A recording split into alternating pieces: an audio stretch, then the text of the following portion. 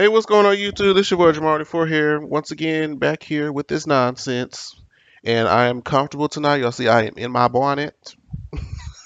And that's just what it is. That's how it's gonna be on tonight. So tonight we're gonna do a little special. We're gonna go back to I'm back at these nightmare, this time with no visuals, house sitting stories.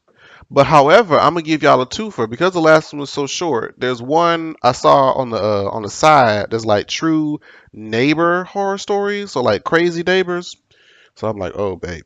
But what makes this also special is also getting a twofer. Is that I'm gonna pour me some good old barefoot Moscato into this good old wine glass, and we gonna have us a good old time while we watch these crazy people.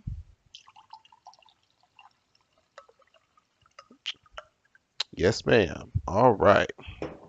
So baby, let's get to the nonsense. One day I agreed to house sit for a friend just for the night. He and his family were going on a short vacation and needed somebody to watch their pets and house. I agreed to do it for a small amount of money. I'd been to his house many times before, so I was familiar with the layout. Nothing eventful happened at all the entire day. I just fed the two cats, the fish, and the birds. I went to sleep on the couch in the sunroom because it was my favorite room in their house. It was a tiny room surrounded by windows with a big TV mounted on the wall. I fell asleep with the TV on, but I woke up not long after. I turned it off, and now the room was dark. I tried to go back to sleep, but I thought I heard the sound of the PVC gate closing outside. I thought it might have just been the wind. The room had windows surrounding it in 3 directions, so I was basically looking around in a circle out into the darkness. I sat back down on the couch when I calmed down, but I heard a leaf crunching outside. That's when I knew someone was out there. I took another look outside. There was literally somebody pressed up against the glass to the window behind the couch. Oh, but see, okay. I see this these are times when I wish that there was a visual. Because this picture, well, the one that was right before that made it look like he was in one of them dens. Have y'all ever been in a house that has like the living room or dining or whichever kind of room will pull out into like a open window den? I think that's what it's called. And you can see like there's just all windows. And I'm first of all, I'm not about to be out there at night. That's first and foremost. I don't care what kind of neighborhood it's in. I'm just not about to be watching TV with a light with full darkness because at nighttime you can't see anything on the outside, but everybody can see you. So I'm not about to be out there at night. So the fact that you, girl, and now somebody pressed up here, see, now what? What you gonna do now? You gonna run? They were looking in, but I didn't know if they could see me or not. I yelled as loud as I could at them to fuck off. I'm not a big dude, but whoever this guy was appeared to be, so I wasn't going out there. Shockingly, this didn't scare the person away. In fact, they walked over to the back door and tried the doorknob. I ran to get the phone, and then I yelled into the sunroom, "I'm calling the police." Thankfully, this worked. See,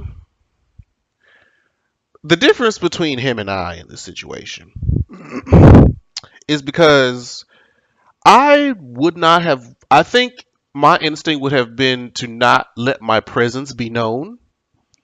So I probably would have grabbed something to defend myself with and just called the police anyway.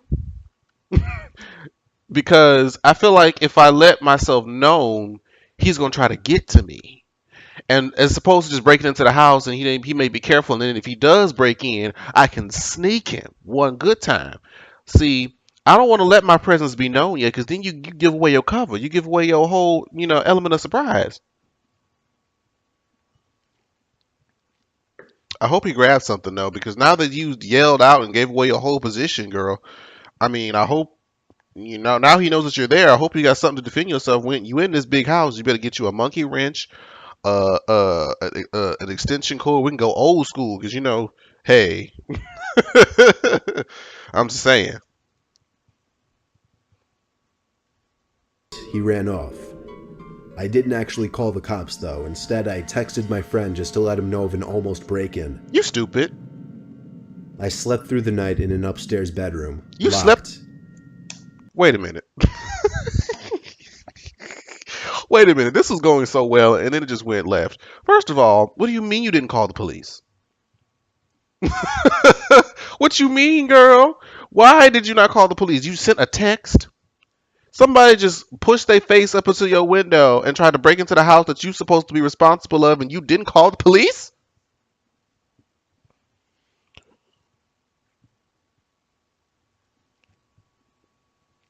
You stupid, girl. You stupid. And then you slept through the night? How? How? If somebody did that, my eyes would be buck open all day and night, paranoid, with something sharp clutched to me in the corner somewhere, looking from side to side in the fetal position. I'm just saying. I don't mess with this. I'm sleeping through the night. This ain't real. This can't be. It can't be. The next morning, my friend's family returned to find all of the tires on their sedan that was left behind had been slashed. We speculated that somebody who had it out for their family and knew of the vacation they were taking had some kind of plan to break in. But when that failed, they settled for this. See, I said it last time. When you're talking about house sitting, this is why you probably have house sitters anyway. But never broadcast or really even tell people that you're going on vacation for an extended period of time. The only people whose business it is to know, honestly, is the people that's going with you and your boss at work. And that's, you don't want to mess up your coin. But I'm just saying, don't be putting it out on Facebook. Don't, while you at the vacation, don't be throwing no Snapchats or face statuses, tweets, none of that. Because then the wrong people will see it and be like, oh, she's away from her house. Let's go, fuck up some shit. You never know. And it's just like, you don't want to put yourself in that position. So just a cautionary tale. Don't tell nobody you're going on vacation. That's just speculation, but still, it's the least terrifying explanation to me.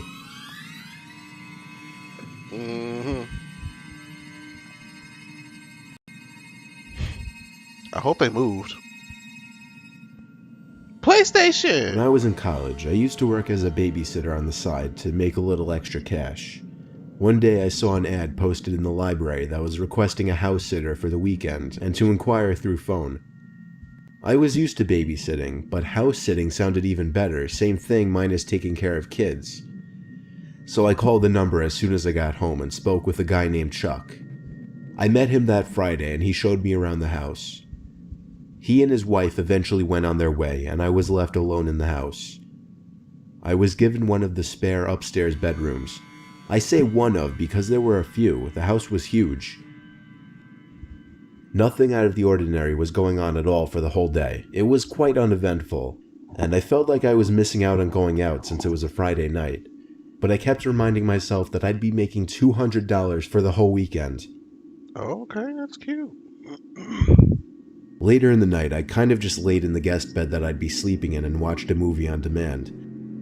I wondered why this couple felt the need to hire somebody to watch their house for the whole weekend. There weren't any pets or anything after all. Though it was a very, very nice house, so it seemed the most obvious that they just wanted a sense of security for their house while they were gone. By the time I turned off the TV, I was shot and probably minutes away from falling asleep. But the slight sound of a click, along with a sudden glow in the room, woke me completely. I opened my eyes fully to see light creeping out from under the crack of a door. Oh. It took me a second to realize that it was a closet door. I flipped on my side as my heart started beating 200 beats a minute. Oh. I pulled the sheets up to my chin and pretended to be asleep. I was certain someone was in that closet, and I was simply too afraid to get out of that bed and make any noises. Oh shit. Words can't describe my fear in that bed. or how with each passing minute I felt more and more like I could possibly die. The closet door opened, I could hear it, but I could not see it as I was facing the opposite way. I closed my eyes and tried my best not to move. The room went dark again as I heard another click, a bit louder this time. The closet door quietly closed in the background, but I didn't hear anything else. I was afraid that whoever it was went back into the closet. I didn't know what to do because they had to have seen me and I didn't want to run for it in fear of being chased. The room was dead silent as I was thinking over my next course of action. Eventually, I decided to just peek over to the other side and make sure the coast was clear. I flipped on my other side. Someone was standing right next to the bed. I knew it! I almost paused. I tried to hold out, but I'm like, wait, let me see what's gonna happen. Because I'm like, wait, if you're gonna take this course of action of pretending like you sleep, thinking that, okay, maybe they gonna, okay, now he's asleep, let me walk out the closet and then go to the house and then sneak out, get whatever I'm gonna try to get out the house and then sneak out. But then I'm like, nah, that's too easy. That's way too easy. He's gonna jump out the closet and then he's gonna sit there for however long he's gonna sit there, heart beating, and then he gonna turn around and watch the fool be staring over him while he is sleeping. I knew it. I knew it. I did. With their hand reaching towards me. Oh, no ma'am.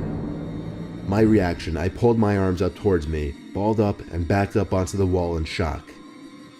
The person stood there showing no signs of leaving. I hopped over the metal bar at the end of the bed, ran for the door, down the stairs, and then out the front door. I ran all the way home, let myself in, called Chuck, and explained. I told him it was his problem now and hung up. He tried.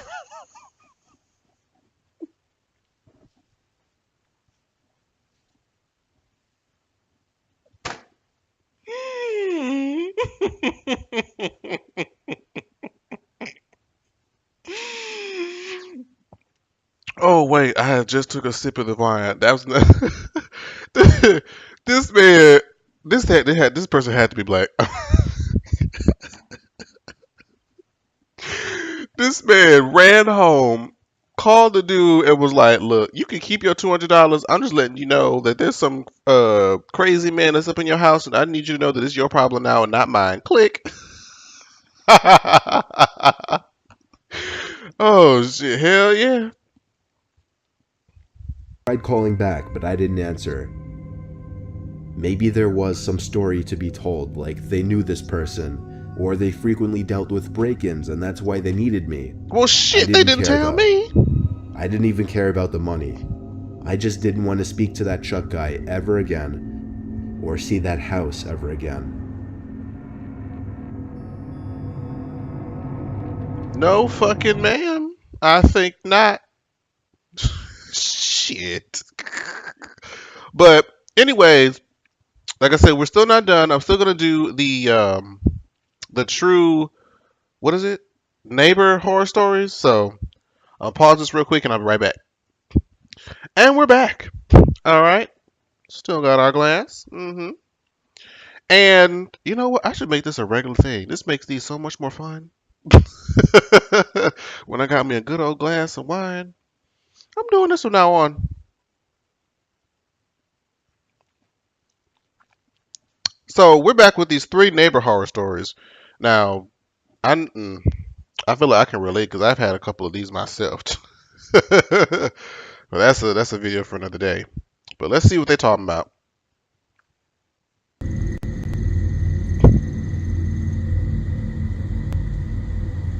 Anonymous. Oh shit. Story 1. I'm currently in a predicament, and quite frankly, I don't know what to do. I'll start from the beginning. 5 years ago, my next-door neighbor Charlie, or Charles as we call him, informed us of his 14-year-old son's disappearance. He reported it to the police, it was on the news, it was everywhere. Me and my wife felt absolutely awful and always offered to help them out in any way we could. As the years passed with no word of their son, we assumed they eventually came to terms with it and realized the worst had probably happened. Me and my wife never had the nerve to ask if the body ever turned up.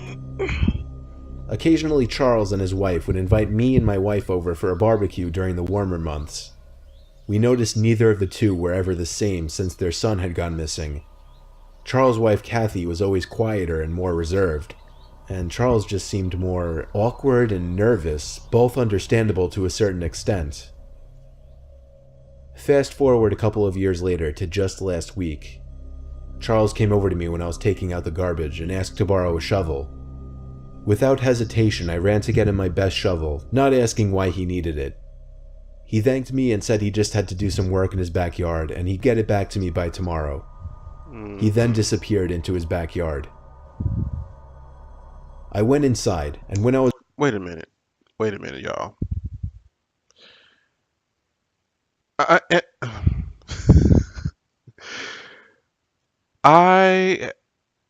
Did they kill their own son and they're about to bury him in the backyard? Have they been keeping their son hostage and like pretending that he's missing to get like media coverage? I feel like that's something that people would do. And that he's about to bury his son. He's probably like chopped him up into pieces or some other crazy stuff. Lord have mercy, I hope not. By one of my upstairs windows that has a clear view into Charlie's backyard. I could see he was digging out a really big hole in the ground. He seemed to be struggling a bit. He's 56 after all. I figured I'd go grab my second shovel and help him out. As I entered his backyard and called his name, he looked up from what he was doing, dropped my shovel, and hurried over to me, saying, No, it's okay, Tim, I got it. Please, just leave. I said, What's wrong with you? It's not a big deal. Mainly because of his bizarre reaction. He told me I will not allow you to use that shovel in my backyard, and then pointed to the gate as if I were a dog. I was so taken aback by how he was acting that I just left without...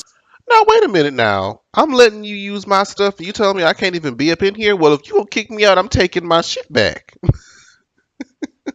That's how you're gonna be. You want to be petty? I can be petty too. saying another word. See, now I'm gonna be looking at you crazy, like what you doing back here that I can't see? What I tell you?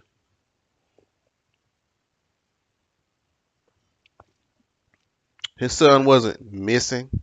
Probably had him locked up in like a dungeon somewhere.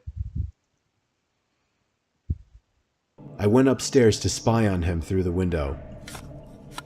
He was digging the hole for at least another half hour. When it finally looked like he was done, he started looking around, like up high at neighboring houses as if to check and make sure nobody was watching. And then, before I could think to hide, he spotted me at my window. All I could do at that point was casually walk away. He's up to something, and I wanted to find out what. I continued to look at his backyard every so often, but he wasn't digging anymore. I figured he knew I was watching now and would wait until it was dark out. And I was exactly right. At 1:30 in the morning, I heard the sound of a shovel hitting the dirt outside. It was too dark to see anything from my window now, so I snuck outside quietly and looked over the fence in the backyard. Oh, I could see him digging loud and clear now. When he went inside his house, I took that opportunity to sneak into his backyard and take a look at what was in the hole he was digging. The moonlight alone revealed a small piece of a black garbage bag protruding from the dirt at the bottom of the hole. I looked at his back door and back at the hole. I did this 3 more times, deciding whether or not to see what was in the bag. In the end, I decided to run back to my backyard, and it was a good thing I did because he came back outside seconds later. But he wasn't digging. In fact, he disappeared to the other side of his house and didn't come back. I went back into my house and quietly got back into bed, trying not to wake up my wife. The next day, the first thing I did was look out my window to see that the hole in the ground was completely patched up in Charles' backyard. I also noticed that his SUV was parked in the street now instead of his driveway. I don't know what happened throughout the rest of that night, but I'm disturbed to think that what was at the bottom of that hole might have been his son's body. For all I know, he dug up that hole to remove whatever he had previously buried down there and drive it somewhere else to dump it. This is all speculation. Call me crazy if you want. Who knew? I haven't told anyone, not even... Who called it? Who called it? This is something that's just very typical. I feel like just that you see like in movies and scary movies that people just pretend like, oh, my son is missing just to make the blame off of them so that they won't be looked at as suspects. I be knowing. I've seen Lifetime movies. I've seen them. even my wife. And quite frankly, I don't know what to do. Charles never gave me back my shovel. I'm not going to ask him for it. In fact, he's been avoiding me ever since. And something disturbing happened yesterday. I by coincidence happened to look out my window across to Charlie's house and caught him standing at one of his windows looking into mine. Oh! When he saw me, he shut his blinds, and that was in the middle of the day. I have no idea what to do, but I'm honestly terrified. Oh, fuck no. No, ma'am. I know what you did, Chuck. I've lived in 3 houses in my life, 2 with my family and my current house by myself. We lived in the first house for the first 15 years of my life, and the second house the next 7 before I moved out to my current home. This experience happened in my first home when I was 15, within the last few months of my family living in that house. I don't remember my family ever being really friendly with the neighbors. In fact, there were 2 kids living next door with their dad that me and my brother had only talked to maybe once or twice our entire lives, as bizarre as that is, though we did know both of their names, Eric and Todd. One day, me and my brother, who is 5 years younger than me, were outside playing basketball in the driveway. That was when one of the 2 boys next door, Todd, came outside and walked over to us, initiating a conversation. I don't remember what we said to each other quote for quote, but I remember the first thing that he asked us was if it was true that we were moving. As the older brother, I did most, if not all, of the talking. Todd was probably the same age as me. I never actually asked. By the end of the conversation, he invited me to come with he and his brother to shoot BB guns by the river in the woods down the road the next day. I agreed since it was the weekend and I didn't have anything going on anyway. My little brother asked if he could come at the last second, not under the assumption that he was automatically invited as well. Todd said yeah and then walked away. Late the next day, around an hour before dusk, Eric and Todd rang the doorbell. We were quick to answer the door because our parents didn't know that we were going out to shoot BB guns. Walking down the sidewalks with Todd and Eric decked out in camo gear and carrying a duffel bag of BB guns was really strange.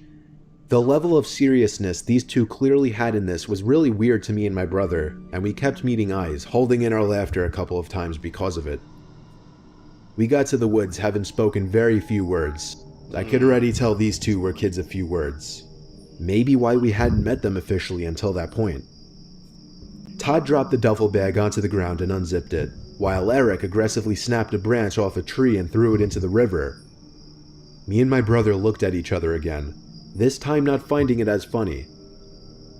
Todd pulled out a couple of guns and handed them to me and my brother, and that's when Todd dropped the bomb and told us they were real guns. Oh, Eric grabbed a loaded... Absolutely the fuck not. No, ma'am. No fucking ma'am. But you know what? They fucked up too. You know why? Because you just handed me a real gun.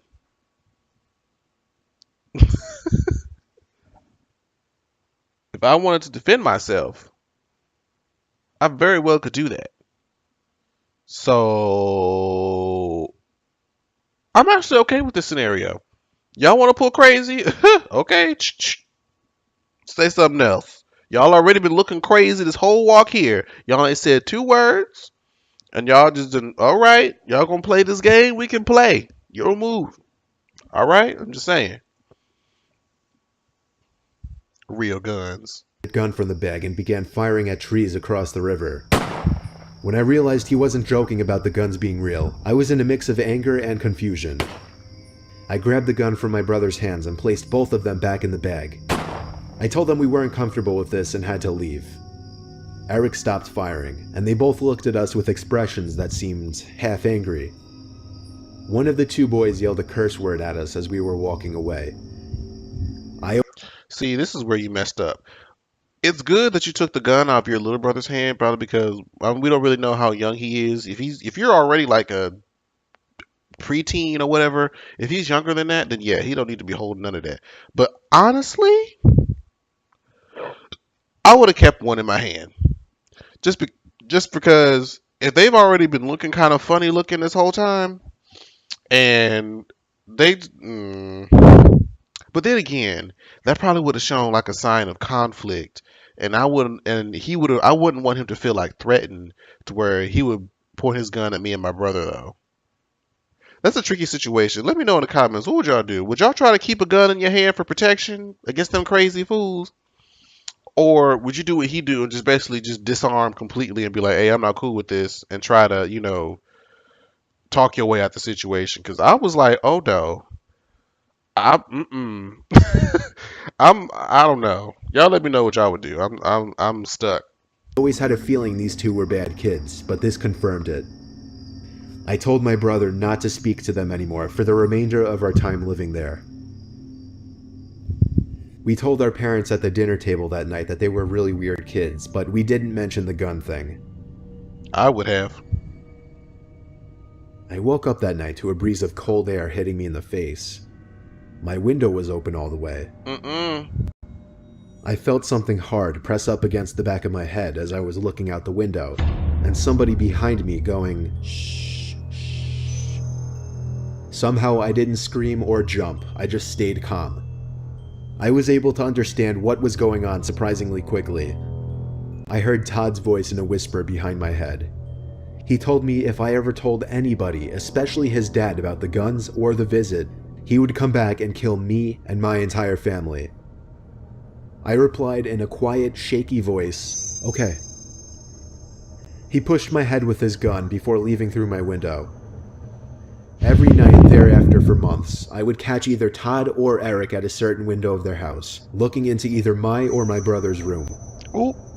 Their behavior became more and more strange as we got closer to the date of our move. See, now I had to take y'all out before y'all take us. Nah, I'm gonna play it. But no, like, I'm not, man. I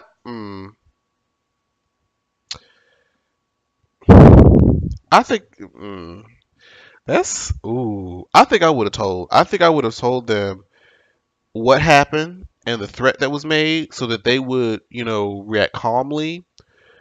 But if you're a parent and somebody is threatening your child, I feel like you wouldn't be calm. So I wouldn't want them to do anything that would trigger them, and then they would come and we have a shootout battle in the damn cul-de-sac. But I don't know. This is actually a situation where I really don't know what to do. I really wouldn't know what would be the best course of action. I need y'all to help me. I want y'all to set it off in the comments. Those of you that watch these, set it off in the comments. I want to know what y'all would do.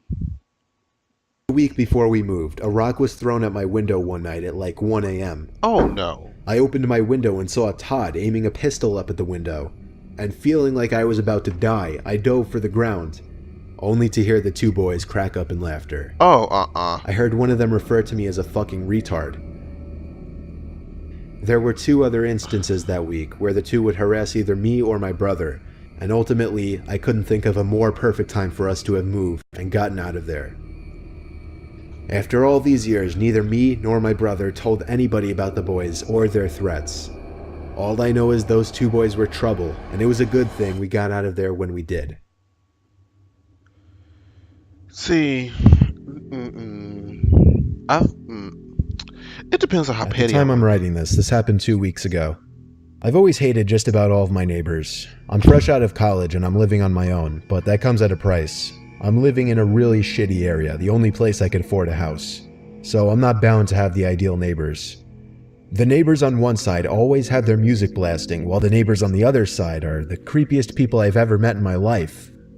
It's two people living next door, one woman in her 60s who's not friendly at all and honestly doesn't seem all there, and a slightly younger woman who has some kind of severe mental disabilities. I have no idea what the relationship is between the two.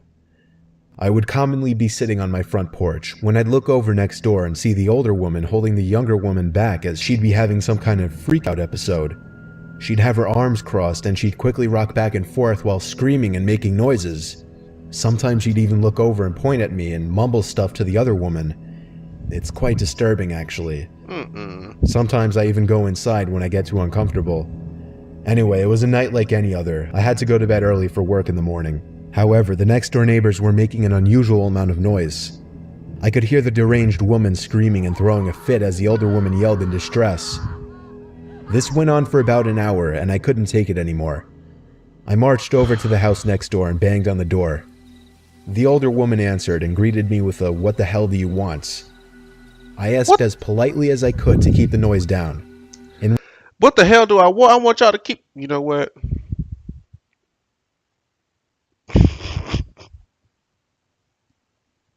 There are times I know that you're supposed to respect your elders. I know that you're supposed to be nice and kind to the elderly. But when they try you, if you're disturbing me in my sleep when I have to get up for work in the morning, and I come to your place of residence, knock politely, and you open the door talking about some "what the hell do I want?" I want you to turn down all this damn noise. This bitch back here is screaming and hollering all this other shit. I'm trying to sleep. I need to get home to get some sleep. That's what I want. I want peace and quiet. Okay? Thank you. Don't tell me the hell do I want. Shh. Let me get back to my wine. In response, she raised her eyebrows and tilted her head down, clearly annoyed by my request. I'm annoyed too. Just then, the younger woman entered the living room, screaming "How dare you!" repeatedly. The older woman held her back from approaching me, and then slammed the door in my face. Let her go. How dare I? Let's go. Okay. Wop bop bop da wop bop bow. I had no idea what just happened, And then but she I slammed felt like I didn't accomplish what I came there for. I walked back to my bed in defeat. However, I realized they had finally gone silent next door. I was able to get some sleep at last. Well, I woke up, feeling like the night went way too fast. I looked at my clock and saw that it was only 3 in the morning. My head fell back into the pillow in relief, but pretty soon I thought I could hear something come from downstairs. I got out of my bed and went over to my door just to make sure I wasn't hearing things. When I didn't hear any other sounds, I went back to bed. Oh hell no. I woke up once again. I wish that whatever that young girl who talked about some "how dare I" doing all this hollering and screaming, I wish you would be in my house. I want you to be in my house. You know why? Because if you broke in my house, I have all reason and under the law to kill you. You come up in my space, in my residence, unannounced. Oh yes. It's going down. Basement. Into a dark room. Only 20 minutes had passed since I'd fallen back asleep.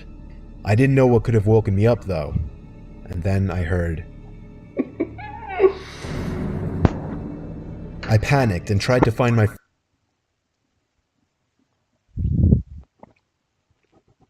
I have to stop taking drinks like that when stuff... She started I'm ready to fight!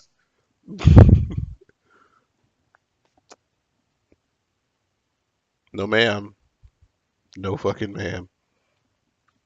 I think not. Come on, my you bedside desk as a source of light, but when I found it, I didn't dare turn the light on. I looked around the dark room in silence, trying to find some kind of dark figure in the room. I looked at every corner of the room, and even though it was so dark, I could tell there wasn't anybody standing there. Oh no. This time I heard where it was coming from. I turned to the edge of my bed and saw a black shadowy circle-like object right at the edge of the wooden wall of my bed.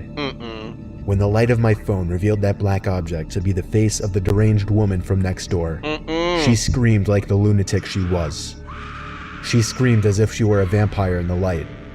I screamed as well. I screamed as I clumsily ran for the door and tripped halfway, looking back to see the woman following me. Oh. I slammed the bedroom door behind me and ran all the way downstairs, where I locked the door leading to the upstairs. I called the cops as the woman pounded on the door, screaming incomprehensible things. When the cops showed up, I told them the woman lives next door and that she was mentally insane. The older woman from next door came over after hearing all the commotion and spoke with the cops, pleading with them to let her go. But they insisted they had to take her in for at least the night. One of the officers asked me if I wanted to press charges. Yes! And as he asked this, the older woman gave me the most evil, hateful stare imaginable. And I would have looked right back at them like, yes, press every charge. Absolutely. You know why? Because had you answered the door the other day and was like, hey, how you doing? How may I help you? Then you know what? I might have had some sympathy. I would have given you a break. Well, maybe not. I don't know. I really couldn't say that I would give you a break, to be honest. But I would at least feel worse about pressing the charges, you know? But since you answered the door talking about some, what the hell do you want? Oh, well, what I want now is to press the charges. You can look at me evil, sideways, up, down, left, right, however which way makes you feel better. But I just want you to know that by the end of this night, I'm going to press every charge that I can and probably try to trump on a few more just to be petty. Gonna look at me crazy because this yo wife, lesbian lover, daughter, whoever she is to you, niece, cousin, it don't matter to me. I could care less. But she's in my house screaming at me, looking at me while I sleep, and you want me not to press charges? You'll look at me sideways, and I'm gonna look at you sideways too. Be like, yes, I sure do. I sure do want to press these charges, Mr. Officer. I chose not to press charges, but her stare didn't change. The officers drove the ill woman away, while the older woman continued to stare at me as she walked back to her house. You stupid. 5 minutes later, I saw her get in her car and drive away. These two still live next to me. I'm seriously considering moving out because the creepy woman next door makes it clear she despises me. And I've concluded that the mentally ill woman is not only terrifying, but dangerous as well.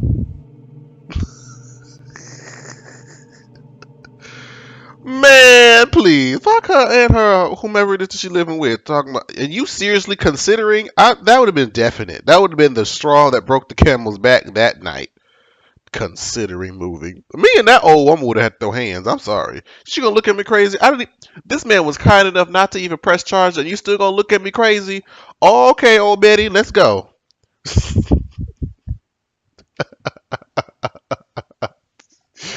That one was. I'm sorry. That just would have. But I'm glad. I hope this was fun. I tried to make this one significantly longer since the other one was so short. But this was a lot of fun. I'm definitely gonna have to keep me some barefoot wine with me every time I do these because it just made it so much more fun. I hope I'm not like too much. I don't think so. I think y'all still like it. Most of y'all still be liking it when I be doing these. So I appreciate y'all who watch. You know, these aren't as popular as the Love and Hip Hop ones, but they're the most fun to make. So thank you guys so much for watching. Please, share this series out. I want to get, the word out about this because, I see people do reactions all the time and they have thousands of views. I want to have thousands of views too, So share it across all your social medias, your Twitters, your Facebooks, what have you. I'd greatly appreciate it. Tag me in it. I'll follow you and we'll have a little kiki back and forth. But thank y'all again so much for watching and supporting. Subscribe if you're new. Ooh, this is 38 minutes long. Y'all better be happy. I'll see y'all next time. Bye.